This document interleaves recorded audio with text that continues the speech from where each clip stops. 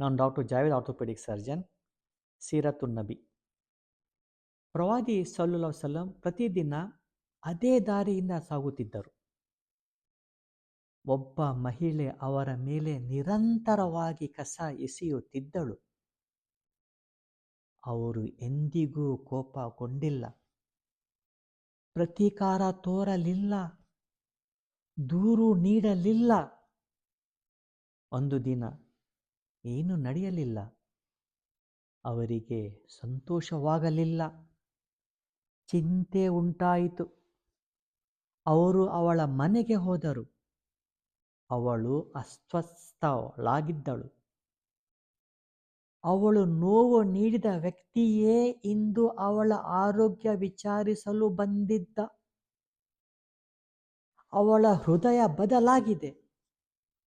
ಇದೇ ಕಾರಣಕ್ಕೆ ನಾವು ಪ್ರವಾದಿ ಸಲ್ಲಲ್ಲಾಹು ಅಲೈಹಿ ವಸಲ್ಲಂ ಅವರನ್ನು ಪ್ರೀತಿಸುತ್ತೇವೆ. ಅವರು ದ್ವೇಷಕ್ಕೆ ಕರುಣೆಯಿಂದ ಉತ್ತರಿಸಿದರು.